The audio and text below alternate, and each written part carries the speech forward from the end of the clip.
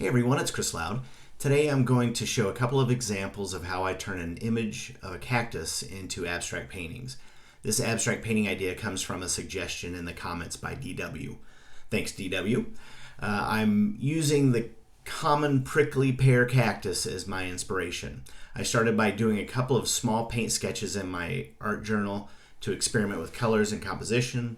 I painted these on two inexpensive 6x6 inch or 15.2 centimeter by 15.2 centimeter canvas panels. So the one on the right I wanted to be a little more representational by the end, so maybe more of a semi-abstract painting. The one on the left goes through three separate distinct versions by the end. I really didn't find my way till the very end of this, and I spent about 15 minutes on these two, maybe a few minutes over that. I set a timer. Since they were smaller panels, I thought that was doable. And I also didn't want to get caught up in thinking about it and get a lot of details in there. So I tried to kind of push myself on these a little bit. But I will show you at the end what the paintings look like after the 15 minutes, and then I'll also show you the next day I came in and looked at both of those. I wasn't real thrilled with either one. Took a look at them and probably spent about 5 more minutes on the one on the left and did some drastic changes, and then probably a couple minutes on the one on the right, and ended up liking both of those. So I'll show you basically both versions. But the one on the left right now, this is kind of getting to one of the first versions of it. And again, it looks a little more representational at this point. And when we think of cactuses, or cacti I should say, we think of spines and needles and sharp points. And I decided to go a little different direction with this and used drips. So I got a little Payne's gray, watered it down, and used a fan brush and just kind of tapped that over top to give the direction of some, or the impression of those points. So I'm getting to an area here on the left where I'm going to go off in a different direction.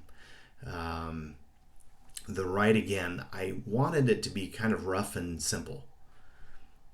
So here I go, just starting to kind of block out some of those, the fruit of the prickly pear.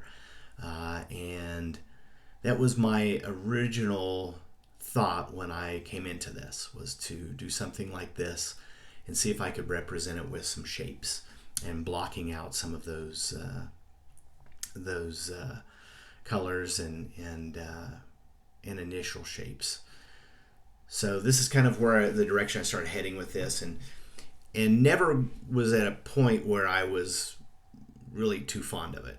I tried scraping away some paint with a palette knife and playing that way, and it just never really took for me. But I will keep painting with this and add a little bit more to where I felt like it was a little better, but still not super thrilled with it.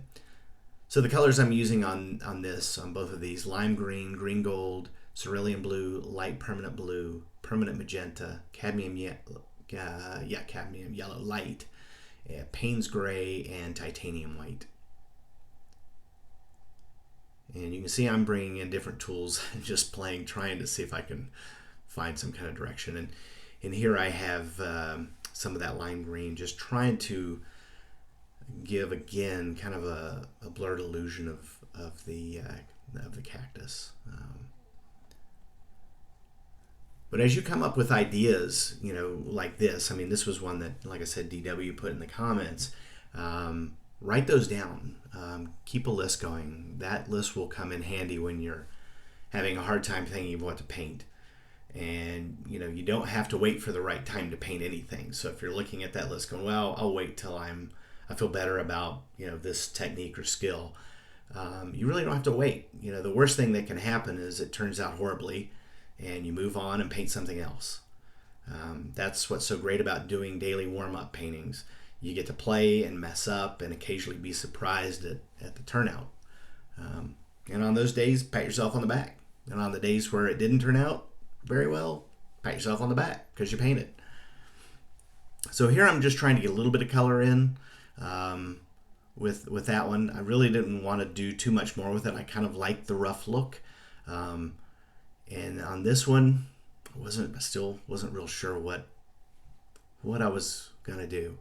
I know I needed a little bit of contrast here, and then I started thinking, well, let's try some lines. So I was tapping in some lines with a little bit of that lime green and cerulean blue mixed, and then I keep turning them around, trying to see if I'm seeing anything else that maybe will give me a better direction for that one painting. And yeah, I was not really feeling it much.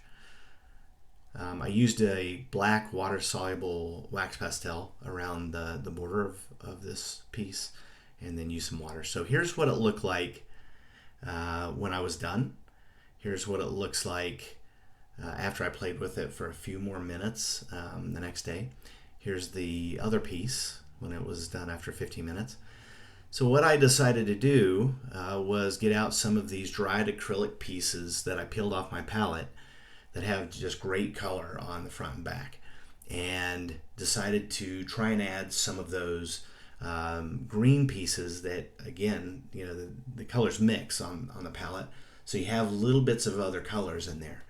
So this is what it turned out after I added some of those acrylic pieces, and I really liked it. I think it turned out well once I did that. So if you like this video, feel free to give it a thumbs up. If you're new to the channel, welcome, and feel free to subscribe if you want to see more videos like this. Otherwise, thank you so much for watching, and keep on painting.